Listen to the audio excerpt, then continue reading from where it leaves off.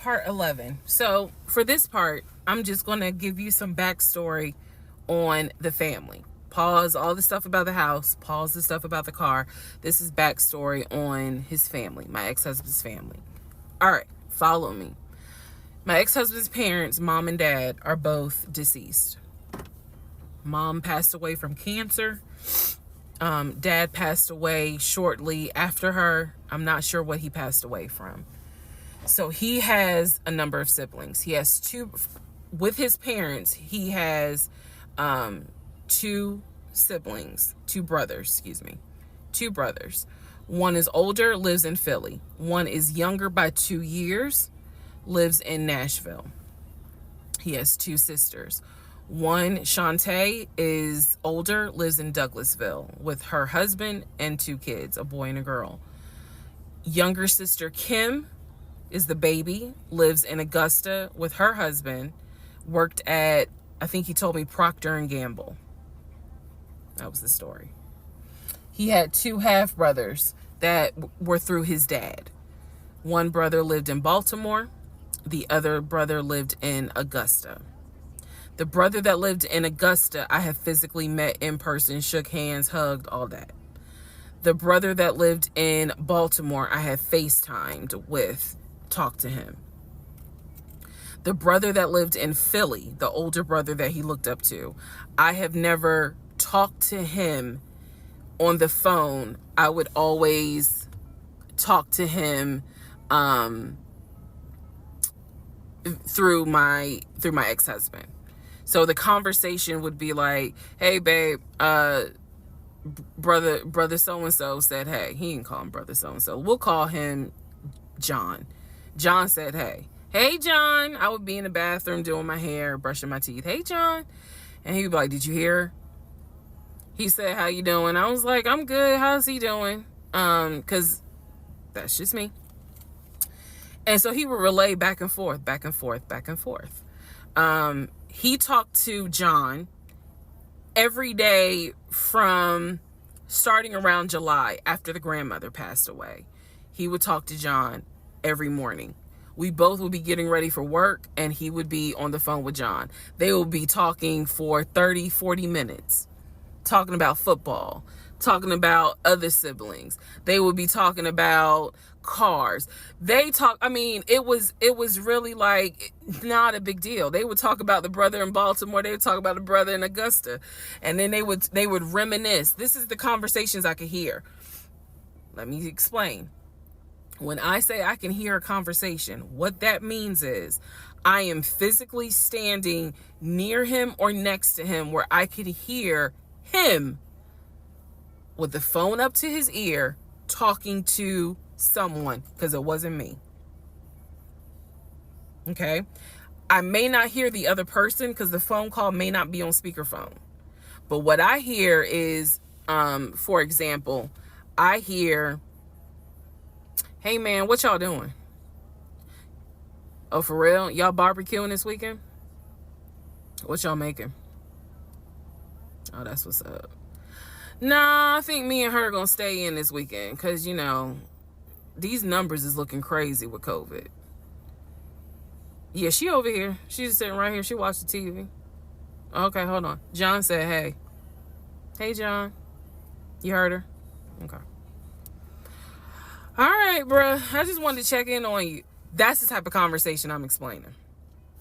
Okay, so I hope that gives a little more clarity about the type of conversations I'm hearing. So, I don't know why this light keeps going out. Okay, so that's how he would talk to his siblings. The grandmother passed away. He called me around April or May and told me that his grandmother passed away. His grandmother, on his dad's side, had died suddenly from COVID. She had symptoms. She went to bed and did not wake up. He was distraught. He was crying. He wasn't eating. He was just sitting there, listening to music, not watching TV, just sad, because he was like, my grandmother was always my support system. So from what I saw, it really bothered him.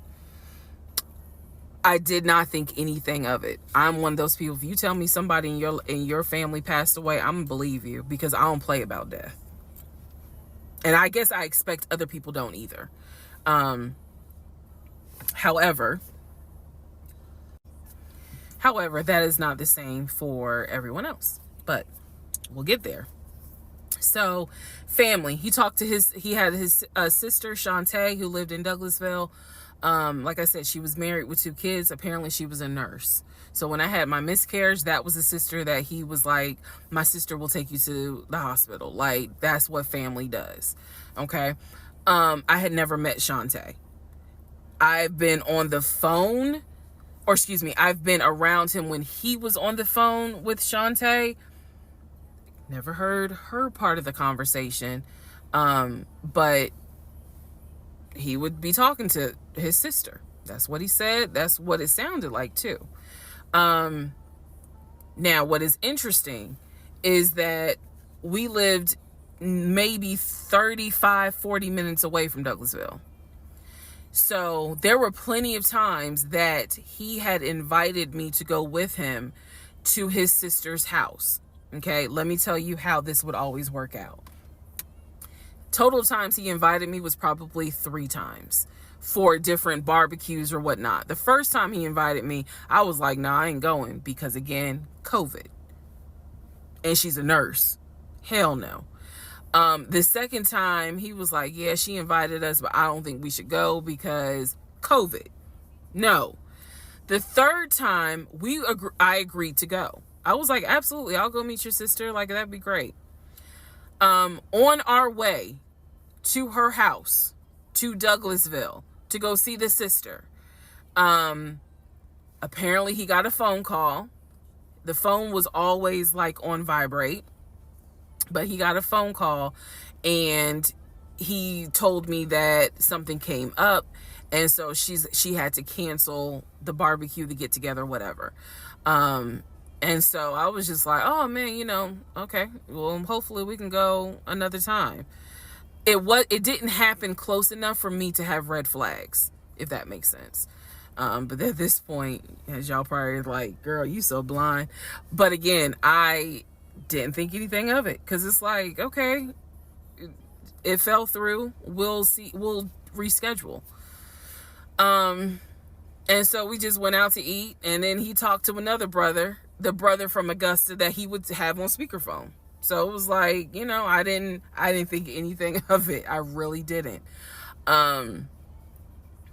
And the more I talk about it, the more I realize, like, I'm not a dumb person, but it just never dawned on me the things that you have to now investigate. It didn't dawn on me. But nevertheless, that is the backstory for his family, right? Grandmother passed away. 3 weeks later, he called me and told me his uncle had passed away from COVID. The uncle had tested positive, had to go into the hospital, and he died. It was a bit of a red flag. It was a bit of a red flag, but like I said, I don't play about death. So I was just like, wow. Because of these 2 deaths, he became a stickler about COVID. And when I mean a stickler, wear your mask, wear gloves, hand sanitize, wash your hands. Like, he was annoying about making sure neither one of us caught COVID. So now I'm going to give you the backstory in regards to what I was told with the ex-wife. I know I look rough, but it's okay. It's okay. Anyway, so this is part 12 of Who the Fuck Did I Marry? So this is the backstory on what I was told for the ex-wife. This is important. Pay attention. All right. This is 2020. So this is what I was told in 2020. I was told that he and his ex-wife used to be friends. Then they started dating and subsequently got married. They got married in California.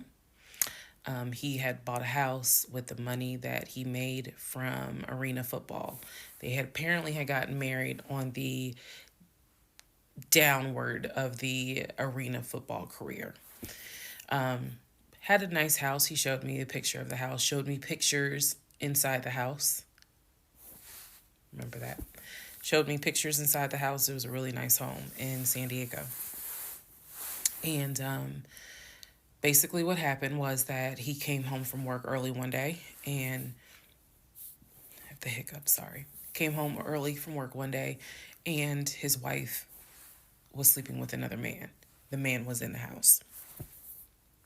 He and the man get into it. Her son, who is about 17 years old in 2020, she had 2 kids, a daughter and a son. The son apparently was on his way home from school when my ex-husband found his previous wife in bed with another man. So the story goes that he and the guy fought. He kicked the guy out. He kicked his ex-wife out, but told her the kids could stay. The kids are not biologically his. Those are his stepkids. She was like, you must be kidding. Like, I'm not leaving my kids here. The kids are old enough to where they were like, we don't want to go because you fucked up. We don't want to leave. So apparently she leaves. The kids stay with him for a few weeks. And then she gets her own place. The kids move in with their mom.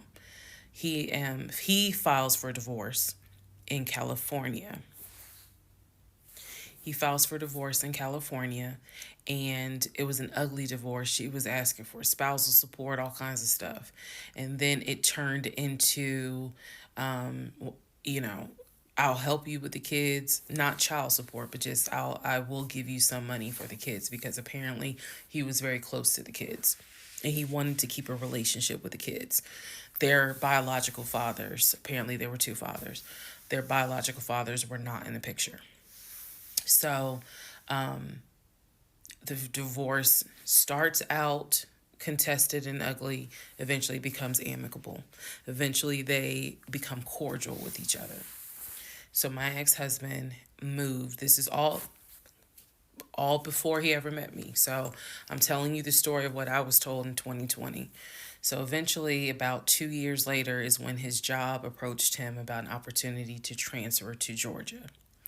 And so he took it. New beginning, fresh start. He has family in Georgia. He took it. He told me this story pretty much the second or third conversation we had. So it was always from the beginning that she had cheated. He caught her, and he had filed for divorce, but he was still close to the kids. They still had a great relationship. I've heard him on the phone with the kids, just encouraging them, helping the 17-year-old like with homework. The kids really apparently wanted to meet me, and I was fine with that. He would send them money, if they needed something, because he loved the kids as if they were his own. I'm telling you the story as I was told it in 2020. So let's see, around April or May of 2020, he informs me that his ex-wife has moved to Georgia. Apparently she's staying with her sister in Gwinnett County. So she has moved to Georgia. The 2 kids are now in Georgia. And so when he tells me all this, I'm like, so what's that supposed to mean? Now, I will say this. He never made it seem as if she wants him back. He never presented that. It was always, no, we're cool for the kids. We're cool for the kids. But he's never presented that she was trying to get him back. I feel like it's fair to her for me to say that. And again, stay with me. It all comes out. But that was the backstory in regards to the ex-wife, that they got married in California, they divorced in California, and then she eventually moved to Georgia, to Gwinnett County, after he had transferred to Georgia for his job. He did tell me that, every now and then he'll get a text message from her. He told me that he, told her when I was pregnant, he felt like she needed to hear that from him instead of hearing it from the kids. And we got into a bit of an argument about that, but honey, in the big scheme of things, that anyway. So we got into an argument about that. I felt like that's none of her business. But that's the overall backstory of her. So remember, because there will be a quiz, but just remember, he met her in California, married her in California, divorced her in California. She moved to Georgia, to Gwinnett County after he moved to Georgia. Are we clear? Okay. Part 13 of Who the Fuck Did I Marry? So I've kind of given you guys all the backstory. Let's just kind of recap real quick. So I told you how we met in March of 2020. Basically, Georgia got shut down. I keep saying shut down, got locked down. We decided to quarantine together. I know it was crazy. It was crazy. I really liked him and thought he liked me. So I told you guys how we met. Things moved at a rapid pace. Met in March. Moved in together pretty much end of March, beginning of April. Found out I was pregnant in May. Lost the baby in June. Had to have surgery in July. Started looking for houses. Started looking at cars. All this stuff happened literally between March and in August is when I got my car. So, got a car in August. He paid the down payment for that car, which I was shocked by. And no, it was not a BMW or an Audi. It was a Nissan Altima, but I loved that car at the time. So he paid the down payment for that car. He told me he would help me with the car payment. The biggest mistake that I made, and I'll explain why I say this. The biggest mistake I made was that I signed myself up for a car note, where I knew I needed his help to pay the car note. I knew better. My mom has always taught me, do not ever put yourself in a position where you are financially dependent on a man. And all of that went out the window. And the reason why I say that was the biggest mistake is because when I have pulled back the layers of this whole monstrosity of life that I lived for 2020 and 2021, it really does boil down to the fact that I truly ended up marrying him more out of fear than anything else. And I'll expound upon that later. But I got the car in August, and by this point I was exhausted of looking at cars. I was mad that I didn't get a BMW X5 dark blue with cognac interior. And I was tired of looking at houses, getting my hopes up, looking at a house and picturing myself in the master bedroom, the kitchen, the island, all that stuff. I'm a visual person, and I was tired of getting my hopes up.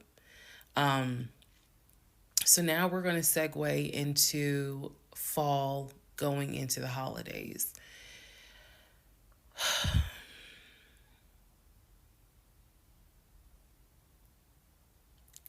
Here's what happened. In October, we looked at another house. This house was in Marietta. Absolutely gorgeous. It was gorgeous. I want to say that the house was about $700,000. I really liked the house. I could see myself living there. I could see myself cooking there. And so subsequently, my ex-husband put in an all-cash offer on that house.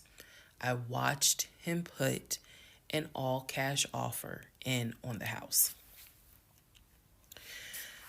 Our real estate agent, Scott, called us about 24 hours later, and he said, the sellers love your offer.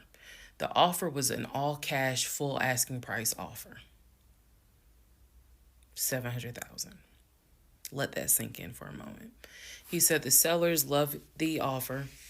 They are asking that you show proof of funds so that they can accept the offer. My ex-husband said, I will show proof of funds when they accept the offer. The seller said, great, we'll accept the offer when you show proof of funds.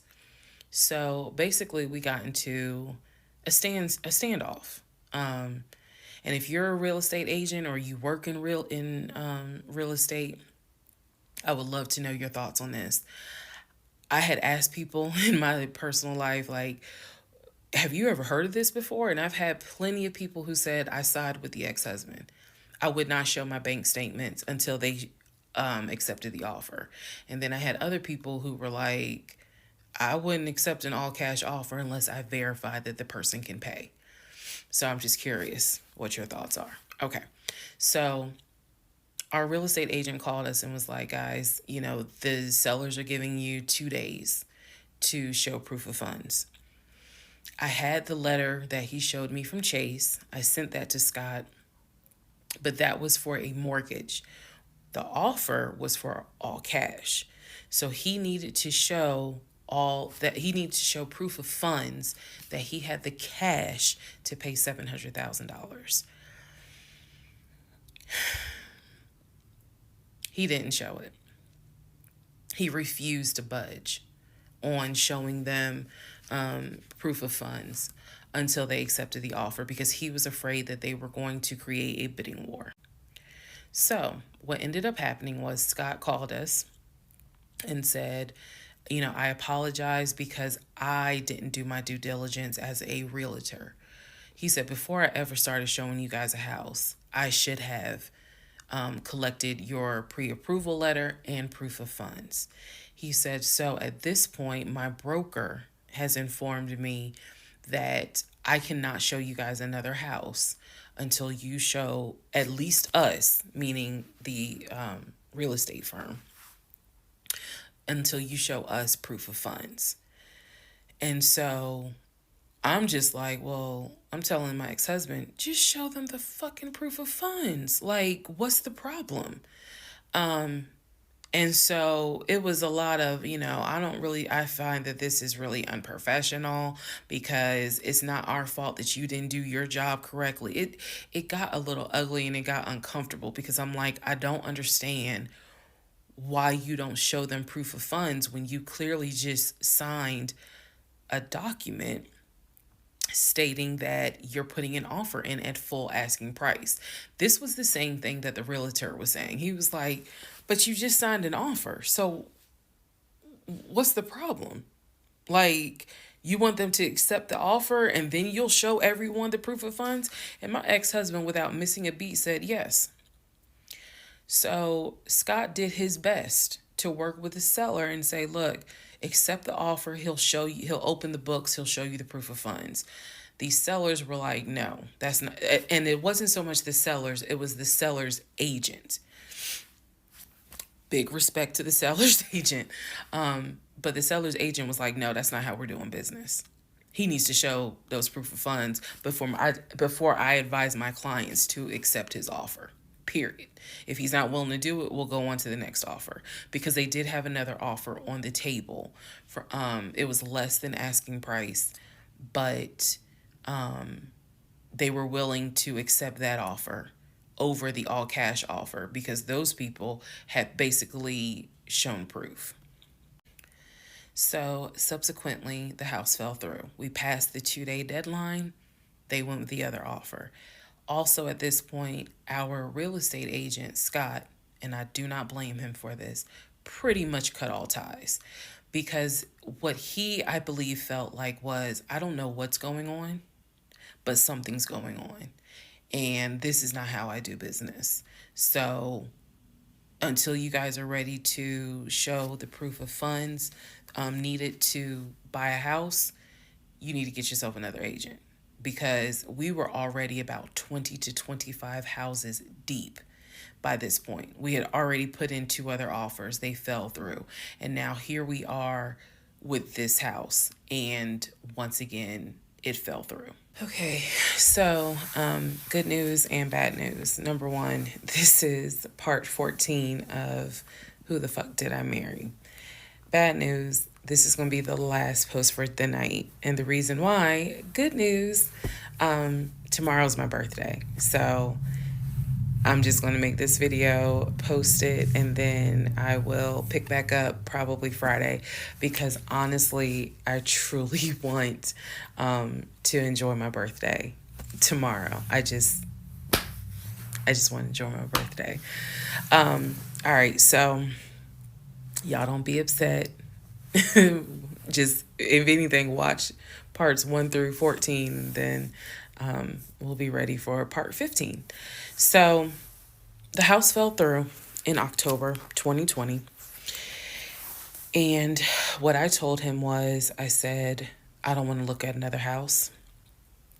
I don't want to talk about cars.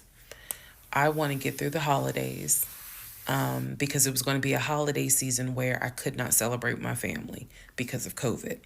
So I said, I just want to get through the holidays. I want to get through the end of the year. And we'll revisit stuff in January.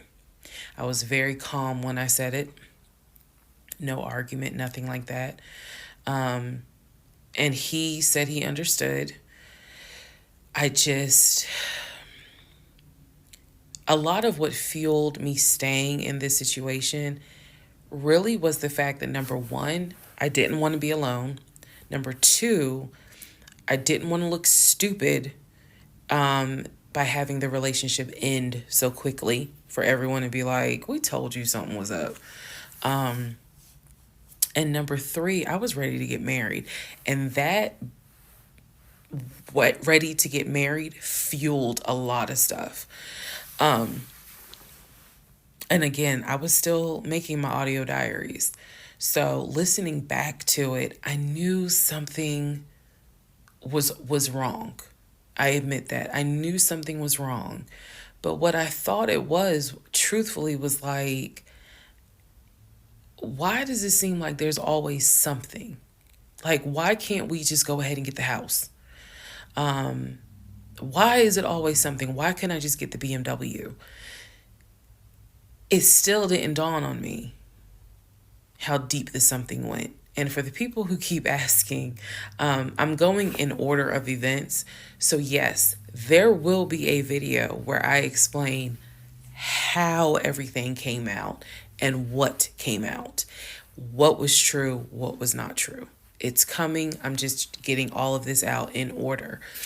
So I told him I didn't want to look at a house no more. I don't want to talk about houses. Do not mention the word Zillow. Do not mention the word realtor. Nothing. Let me just get through the holidays. And for myself, the question was, what do you want to do? You want to stay with him? Or do you want to cut your losses? And the part that kept me constantly second guessing myself was, what if he's not lying? What if he's not lying? Literally the conversation I had with myself was, there's no way he is lying about having money. You saw the paper from Chase. They don't just approve $750,000 for a mortgage for anybody. I've seen his checking account. You see how much money's in his available checking. Like I don't think he's lying. I don't think he's lying about that. But what is it? Is it that he doesn't trust me? Like, I second guess myself so much. Is it that he doesn't trust me? Is it that maybe he doesn't really want to get married? Like, what is it? Because I know what I saw. I know what I heard. I know that he's having conversations about move the money from this account to that account. I know he's paying my car note and all these bills. Like, clearly this man is making money. I know that I saw the letter from HR that states his new salary is 200 and something thousand. And And I remember thinking, like, God, what, what am I missing? I'm missing something, but what is it? Because I know what I've seen. I know what I have touched. I have physically touched these papers. Like, I know how to read. So what is it that I am missing? He's close to his family. He talks to them all the time. He's just a regular guy that just likes to watch NFL football. He leaves me alone when I want to watch Georgia football. He's paying the bills, groceries. I haven't had to worry financially since I've met him. And as a woman who had lived on her own, paying her own bills, my God, that is the most intoxicating feeling when you meet a guy who just takes your stress and your worry away financially. But the downside is he took away the stress and the worry financially away and instead brought a mental fuck job I've never in my life had experienced. And I could not put my finger on it. I couldn't really talk to anybody about it because I'm a big believer in what happens at home stays at home. So I didn't talk to my girlfriends about it. I didn't talk to my family about it. But I just remember being like, what am I missing? What am I missing? So we did not talk about houses. We did not look at cars. We didn't do any of that for November, December. And he came to me like around Thanksgiving, and what I thought was a very open, loving conversation. And in that conversation, he was like, okay, I know I have fucked up. I know that things are not feeling too strong right now. He was like, I want us to get married. I want a home. I will show you whatever you need to see to put you at ease. He was very contrite. He was very just like, what do I need to do to put your mind at ease so that you know I'm in this and that I want this and that I love you and I want you to be my wife. So I was like, show me your accounts. He showed me his checking. He showed me one of his savings. He showed me a Chase savings. He did not show me the offshore. And he did not show me the U.S. bank. So he showed me those two accounts, checking and Chase savings. So I knew that there was money. What I saw in those accounts, there was money. I told him, I was like, if we're going to buy a house, I want it to be through the mortgage on Chase. I don't want to deal with this proof of funds shit no more. I said, I do not want to look at another house until the beginning of the new year. He said, okay. That is when we then had a conversation. So I guess I lied because we are going to have a part 15 or 16 tonight. But that is when we then had the discussion about marriage. And that is where religion came into play. Yeah, I'll give y'all the other part tonight. Stand by. This is the interlude, basically. I'm not recapping on this video. I'm just kind of answering some stuff that has been written to me. Someone was like, why are you airing your business out on social media? It's a valid question. For me personally, I feel like this was traumatic to experience, to live through. And I'll expound on that on another video, the aftermath of the toll that this took. Honestly, and I know some people are going to be like, that sounds crazy. It is kind of cathartic to get this out because I cannot tell you how much of this has been internalized since 2020. Also,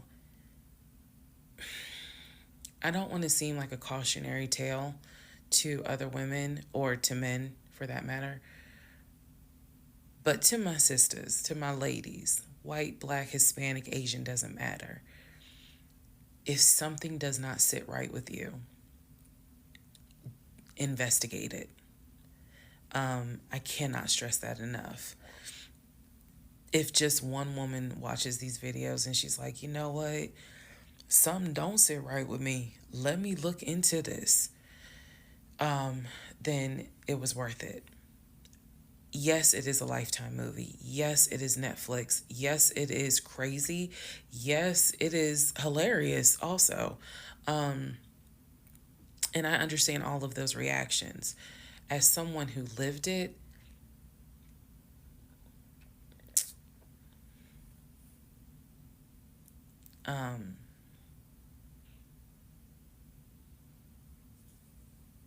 it was traumatic. But I feel like, God, it feels good to finally admit what the fuck I went through. And again, by the time this is uploaded, I'm only to January of 2021, right after getting married.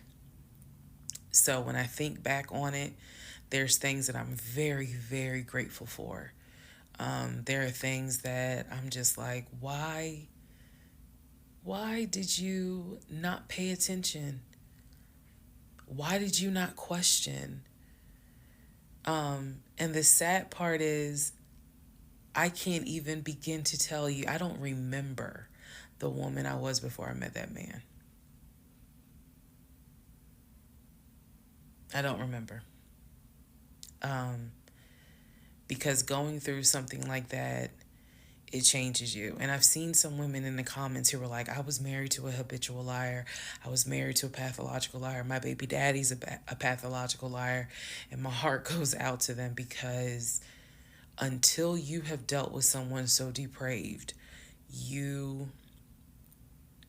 really don't quite know how bad it can get. So I'm fully aware that this was a risk, putting this out on social media, telling my story, my truth, and really kind of being like, look, this is what I went through. I made dumb decisions. I overlooked things I should not have overlooked. I argued away things I should not have argued away. I can pinpoint exactly the moment I should have left. I still feel like God is sitting on the throne and he's like,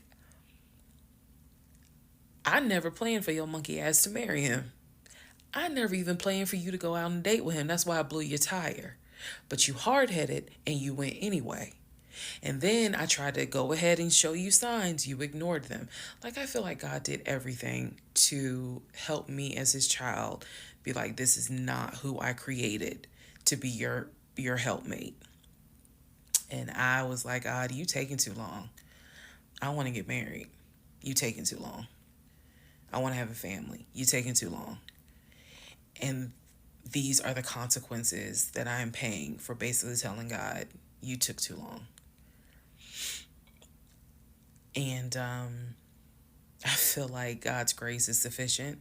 It is. But at the same time, and I'm not perfect. I mean, not perfect at all. None of us are. But I do feel like when I sit back and I replay the events that happened, I truly cannot believe that was my story. Because all I wanted was to meet a guy, for him to be my best friend, for us to get married, have a family. I wanted someone I could make fun of his big old forehead, and he make fun of my nappy head and all my wigs, and yet he was my ride or die. I wanted someone that I could be like, man, help me with these kids, and he helped me with the kids. We had a nice home. We were comfortable. That is what I wanted. And I've said this before, and I say it again. I truly thought, I truly hoped it was my turn. You see the women who are, so happy, and, they're in these loving marriages and life just looks good. I really, really wanted it to be my turn. And so I excused away a lot of stuff that I hope the next woman who sees this does not excuse, because I don't wish this on anybody.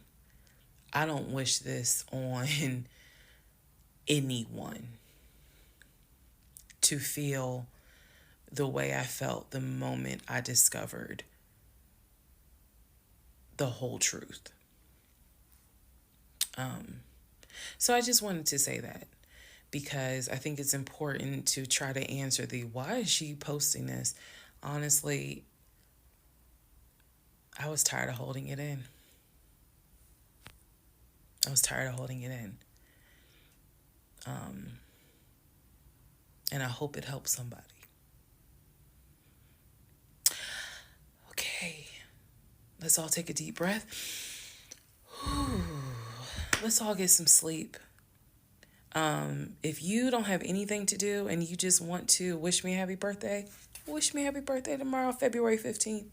Shout out to Team Aquarius. Good night, y'all. Part 17, who the fuck did I marry? So, for context and just to clarify some stuff, going forward, I'm going to now call my ex-husband, I'm going to use the name that I call him in real life. So that way it clears up the whole fiance, boyfriend, husband, ex-husband thing. So, his name is Legion. Anyone that knows me will tell you that is what I call him.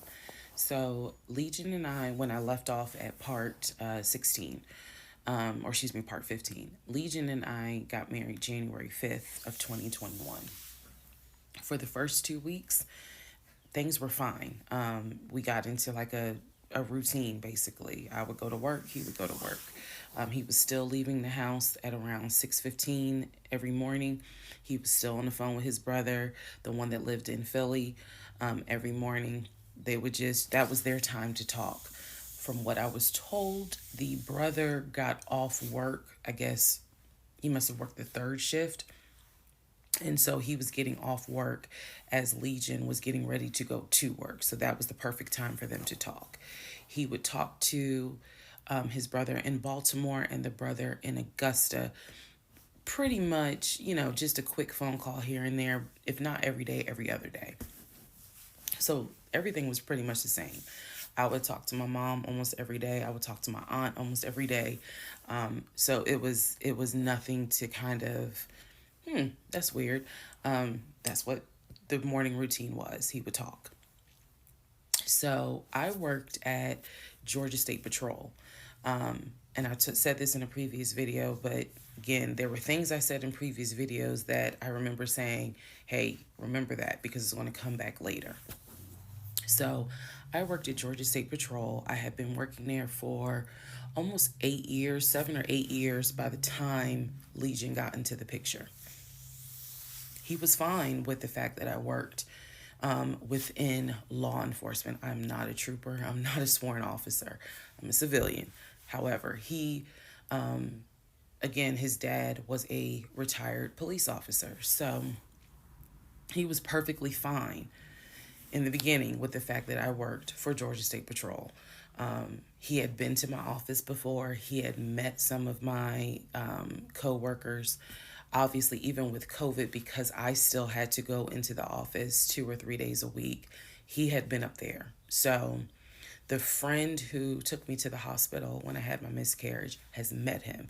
He and I have been to her home with her and her significant other before. So again, even in the world of COVID, when there were little times where you could get together with people, he has met people in my life. He has met my friend, or that particular friend, and he has met some of my coworkers. So When we got married, the first 2 weeks, like I said, was fine. And then it's as if something snapped. Something just changed. What was totally acceptable before, suddenly little comments were made. Why are you wearing that to work? You get off at 3:30, so you'll be home by 5, right? Things that had never happened before. He had never questioned what time I'm going to be home. Really, he didn't need to question it because when I'm off work, I leave. So it was never a situation of, oh, I'm going to just sit around at work and just run my mouth because I have nothing to do. And then it turned into, he would call me every day from work. And I'm going to demonstrate how those phone calls went. But he would call me every day from work. And if he even so much as heard a male voice in the background, he would have little comments to me. Who was that? Are they in your office? Man, I never know who's around you, because it seemed like every time I call you, I have the hiccup, sorry. It seems like every time I call you, there's some man around. And I'm just like, at first I kind of shrugged it off. I laughed it off because it really truly was absurd to me. But then it became a bit more frequent. And so I really just didn't feed into it because I'm like, I don't know if this is some insecurity. I don't know if this is jealousy, because nothing has ever been done to make you feel any sort of insecure type of way. I've never entertained another guy, never flirted with another guy. Like, I don't know where this is coming from. So it is also important to note, we got married January 5th. Things started changing around 2 weeks later. And the reason why I know it's 2 weeks is because I had recorded an audio diary on January 21st is the date of the audio diary. And I talk about how maybe I had unrealistic expectations because it seemed as if things were changing with he and I. So 2 weeks pass. He starts making little comments. End of January comes, he informs me that he wants to start looking for a house again. I had no real desire to go through that process. So what he decides is that he's going to look for a house for us using his friend, the realtor, the one I did not meet. So he tells me that he and his friend have been talking, and he's going to start looking at houses. And what he's going to do is basically, if he feels like it's a house I would like, then he wants to show it to me, because he feels like, I know that your attitude really isn't, you're in the mood to look for a house. So I'm going to start looking. And then if I think it's a great house, then, you can come see it. And I remember thinking, that's not going to work. You're not going to choose a house without me. And he was like, no, I'm not going to choose the house, but I just think that, me and old boy have been talking. And so he has some houses that he is representing. He wants to show me. So why don't you let me look at it?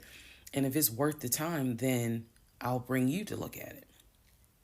So he already had some sort of plan in place after talking to his friend about how he's going to start looking at houses. This is the end of January 2021. So I kind of threw my hands in the air and was just like, whatever, because I'm not getting emotionally involved in looking at houses. And for me, that's kind of what it was. I felt like I would see a house, I could picture us living there, and then it gets snatched away somehow, some way. I didn't want to go through that. So the reaction that he wanted, which was for me to throw a fit, I did not do. I was just like, okay, all right. Like, I trust you. And remember that I said the reaction he wanted, because that's going to come back later. So he started looking at houses. Funny enough, the houses that he looked at, none of them I actually saw. But he would call me and say, I'm at this house in Sandy Springs with the realtor friend. Apparently his realtor friend's name was Scott, not to be confused with the other Scott, the one that was actually helping us, that dropped us as clients. I want to make that clear. There were two Scotts. One is the realtor who was representing us, who said, hey, I need proof of funds. If you don't have those proof of funds, I cannot show you any more houses. The other Scott is his friend, who he had talked to on the phone at least 50 to 100 times in front of me. That's the Scott that he said is going to show me this house in Sandy Springs. Apparently the house was like $800,000. So he was like, I think that if I like the house, then I'm gonna bring you out here so you can see it. All right. Now let's go into part 18. Part 18. Who the fuck did I marry? So he starts looking at houses in Sandy Springs, Alpharetta area with his friend Scott. I did not see any of these houses. I did not go. I didn't want to go. So what was starting to change is, remember I said before, he would leave the house every day at around 6:15. He would be home every day between 3:30 and 4 o'clock without fail. It was so, I shouldn't say it was annoying, but I could set my clock by the fact that I would hear that garage door open between 3:30 and 4 o'clock every day that he went to work. Even during lockdown, he still had to go to work. His job was only locked down for maybe a week. For me, I was allowed to work from home, but unfortunately, I did not handle it well. And so I would fall asleep and not check email. So my boss was like, yeah, you're going to have to come back to the office because you're not trustworthy. And I wasn't. I mean, I would watch Netflix and not even be on my computer. So I had to start going back to work every day, 5 days a week. And I was, me and another lady were the only two in there because we were the only two who did not handle work from home properly. Anyway, that's another story. So Legion he started to not come home by 4 o'clock. He started to come home 5, 5:30, 6, 6:30, sometimes 7 o'clock, because he was saying that he was looking at houses after work with his friend Scott. So it definitely was noticed that things are changing. And at this point, kind of emotionally and mentally, I was just like, I don't know what to do. This is the end of January. Remember, I told you in part 15, I got married January 5th. By January 31st, I kind of knew I was in trouble. And by the end of January, sure enough, I knew things were changing in a way that I was like, I hate to sound redundant, but what the fuck is going on?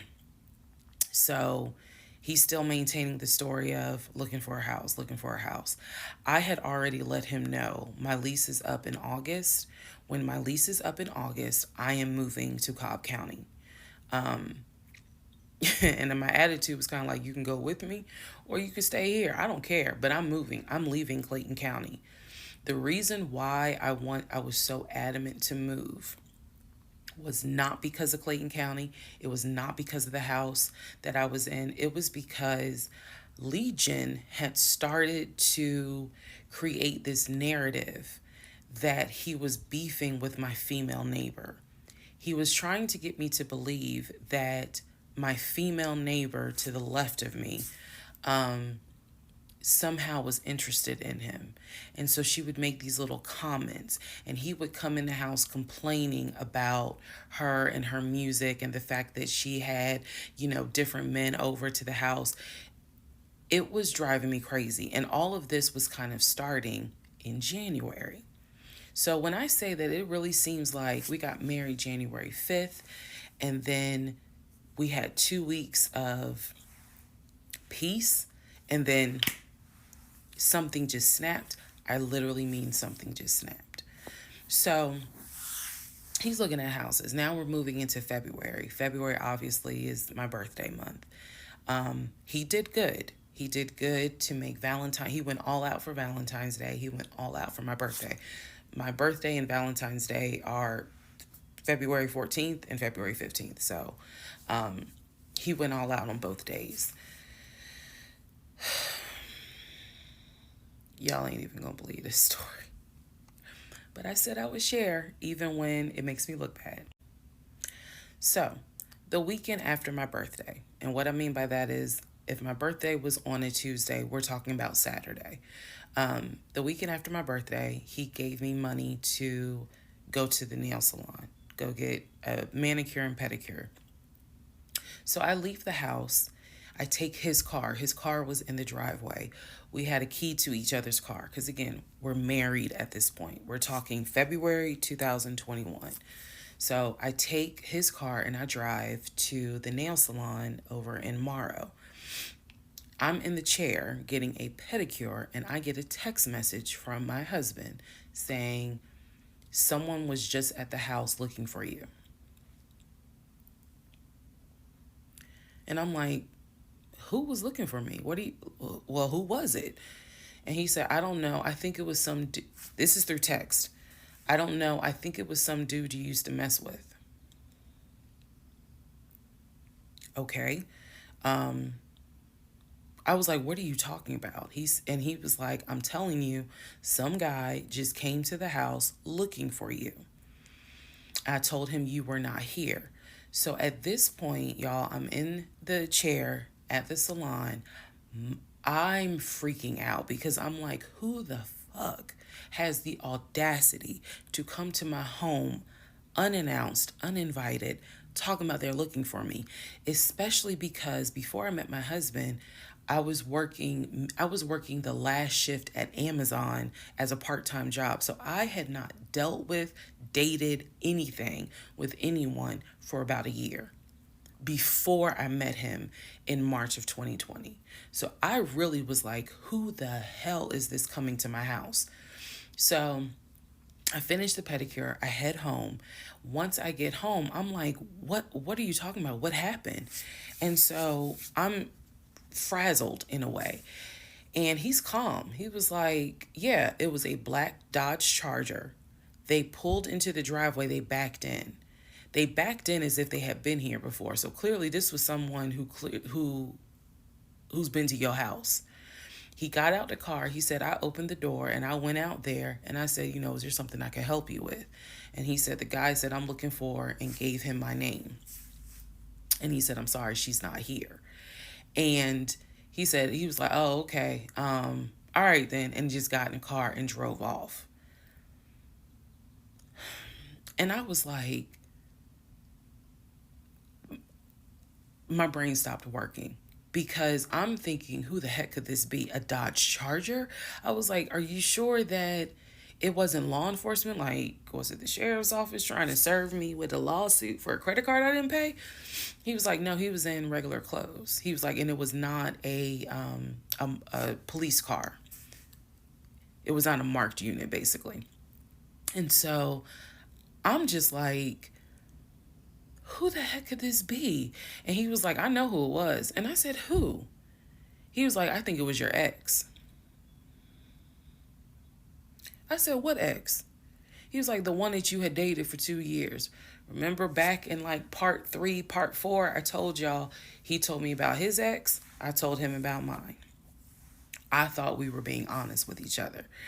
So now, fast forward to February 2021, and he's telling me, yeah, I think it was the ex that you had been dealing with for those 2 years before you met me.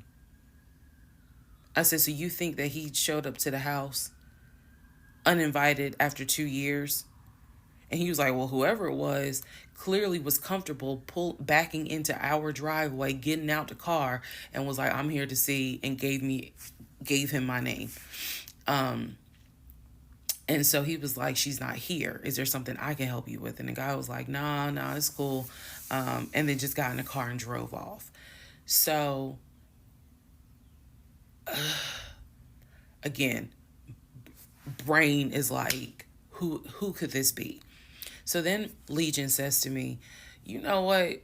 The way that you reacting to this is real suspect. And I'm like, what are you talking about? He was like, you over here freaking out. I told you I took care of it. I told you it was fine. And you over here freaking out, which makes me wonder, what have you been up to? Now, let's go to part 19. Part 18, who the fuck did I marry? So he says to me, the way you're acting is real suspect because I told you it was fine. I took care of it. He was like, I ain't even worried about it. He was like, obviously, that nigga didn't know that you now married, that you've moved on. And so now he knows it.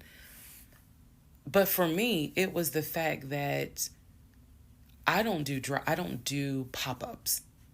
Don't come to my house unannounced. So if someone has done that, for me, it automatically feels like a violation and it feels like it needs to be addressed.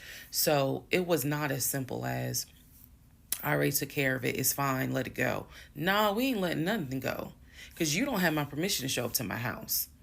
And before this turns into something where I'm going to be on Fox 5 News, I need to address that with you because that is not okay. So he didn't like the reaction I had to the story he told me where someone basically disrespected my home. And he felt like my reaction was really suspect.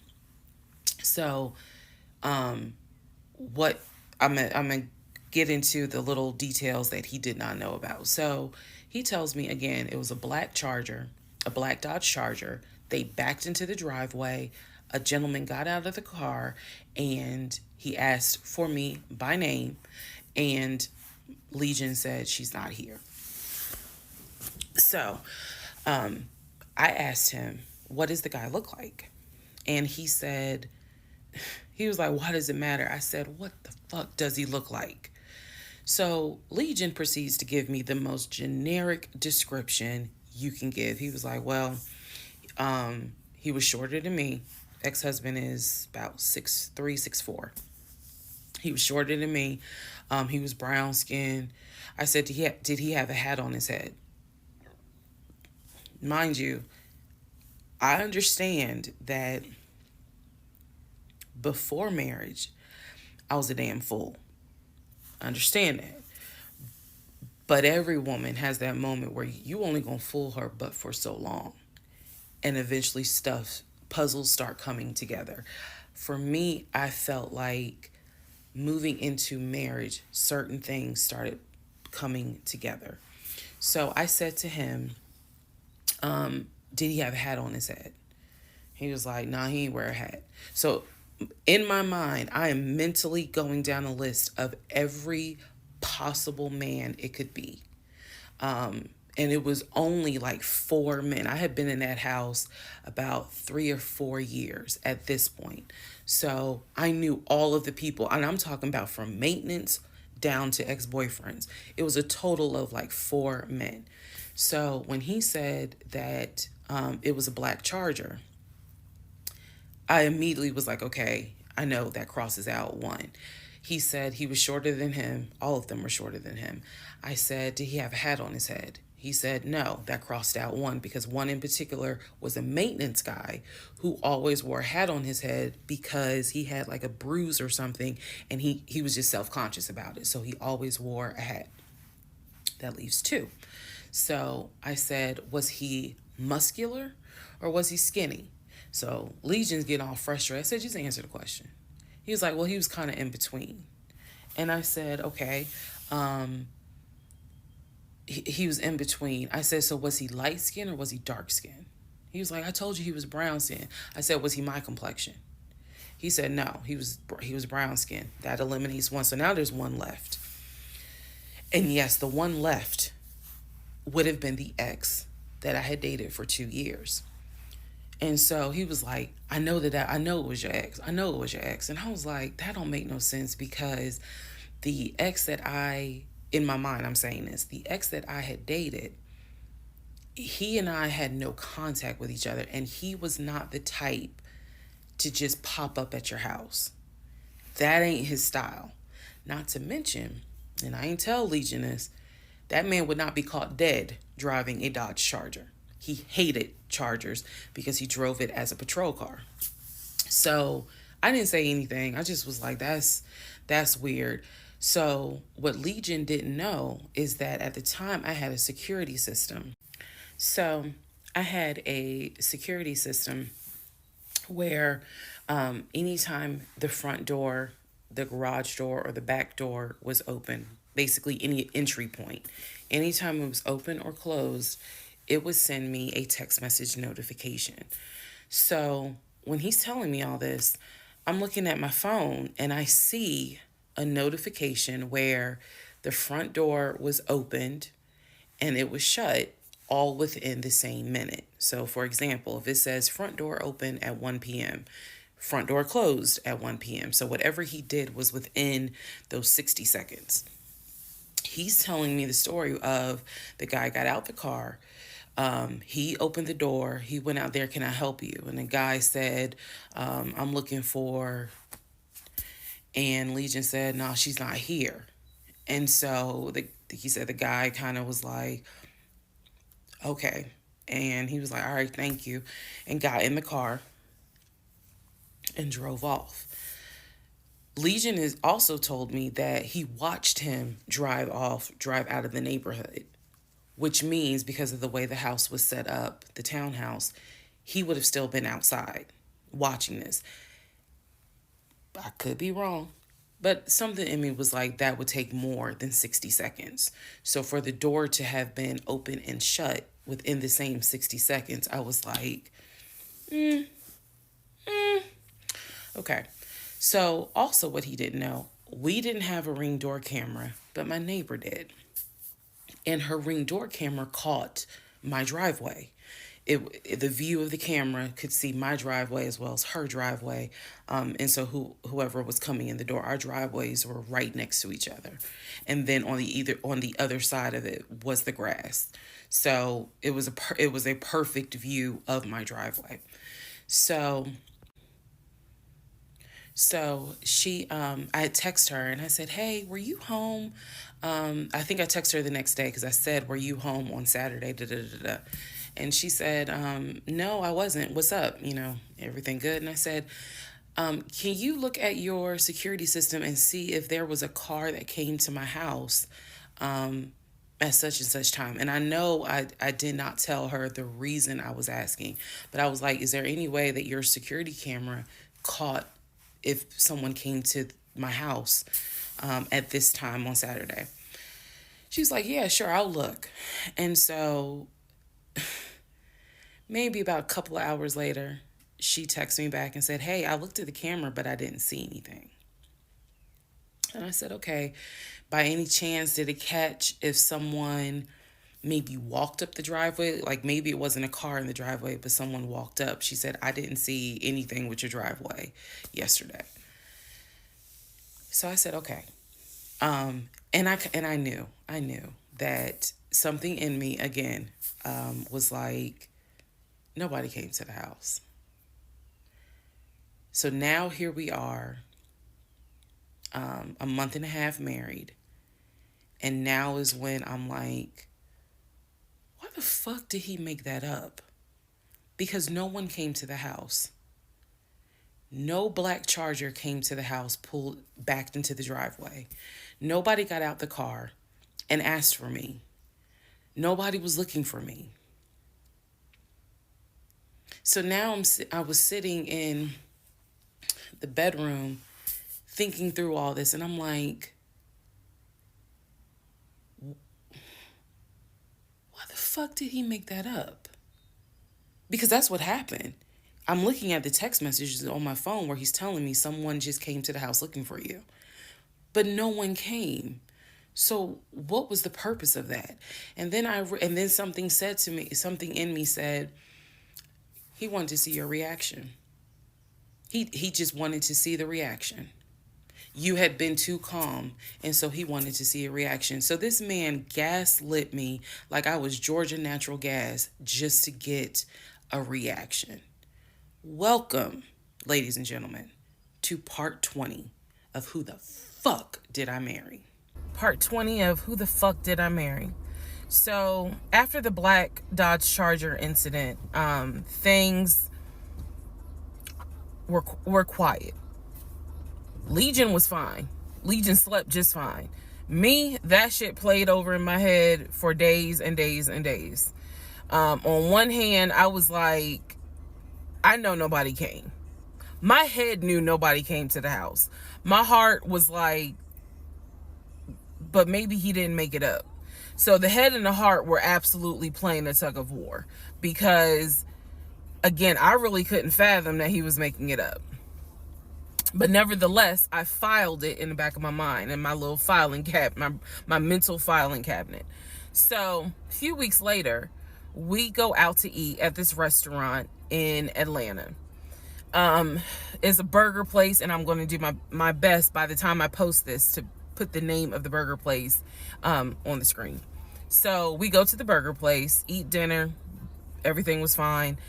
As we are leaving, he says to me, did I ever show you where my grandmother is buried? This is the grandmother that passed away from COVID in 2020. And I said, no. I was like, we haven't been over here. And so he was like, let me show you. So he drives us to the cemetery, which is not far from the restaurant. He drives us to the cemetery, goes around and around, and then it comes to like a little hill in the cemetery. And he was like, you see the headstone. The headstone had like the family name on it. And it did not have, for example, John David Doe. It just had Doe. Okay. So there were no dates on it. So it reminded me of just a headstone where it was probably multiple family members buried underneath it. That's what it reminded me of. And so he was like, my grandfather and my grandmother are buried there. I do recall him telling me when the grandmother died in 2020 that she wanted to be buried next to his grandfather. And so we're sitting in the car because we can see the headstone like on top of the hill from the car. And he tells me that that is where his grandmother and grandfather are buried. That the family was able to get her, her wishes were to be buried next to the grandfather. Okay. So as we are leaving, we take a different route home. So we get on the highway. If you're from Atlanta, you'll know what I'm talking about. We get on I-75 North. And we're kind of we're just driving around, to be honest with you. But we're taking the scenic route. We get on I-75 North because the reason why I remember is because when you're on I-75 North going towards Atlantic Station, on the right-hand side, you will see the Varsity. You'll see all these tall skyscraper buildings. One of the buildings has the letters NCR on the building. As we're coming up towards the building, he says to me, do you see the NCR building? I said, yeah. He said, the building behind it, my job bought that building. That's where we're going to have, we're setting up operations. And I was like, why the hell would y'all buy a condiment company in downtown Atlanta? He was like, no, we're not doing production there. It's just going to be offices. And that's where we're going to handle like the business portion. The production is still being done in Gwinnett County out in Duluth. And so I was like, oh, okay. He was like, that's where I keep the company car. So I was like, the company car? I said, aren't you supposed to be bringing the company car home? And he was like, I don't want to bring the company car home because it's Clayton County and it's a $90,000 car. And I don't want no problems. So he's telling me that he keeps the company car at the building downtown Atlanta that's behind the NCR building. I barely could see what building he's talking about, but he was like, it's the building right behind it. And so he's telling me that that's where his office is. So I said to him, take me to your office.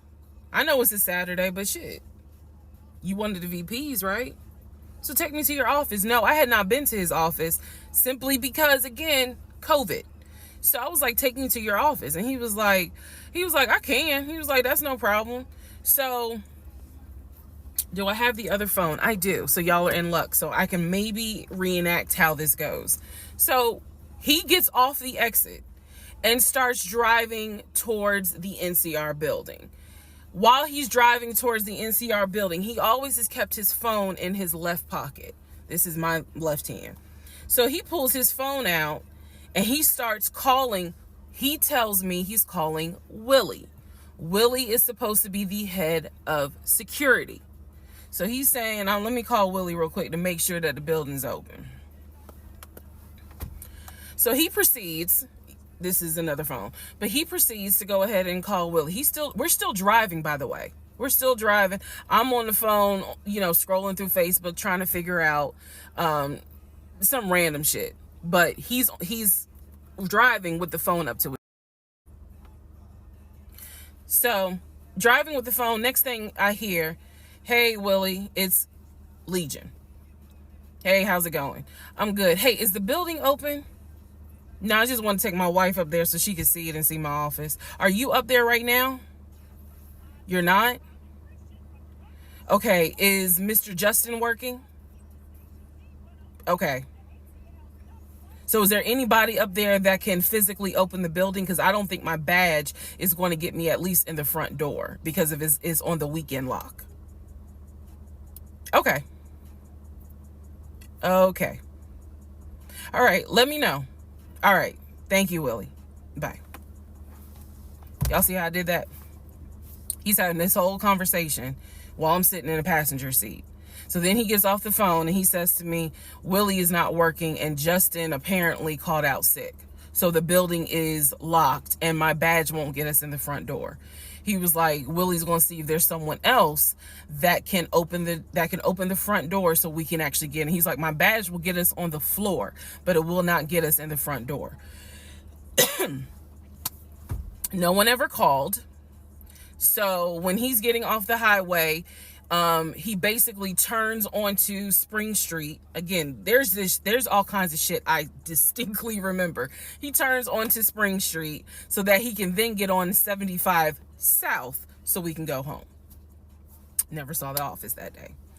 But again, this is where he's saying that he keeps the company car. So when we get to part 21, I'll kind of go into detail about the whole company car a little bit more.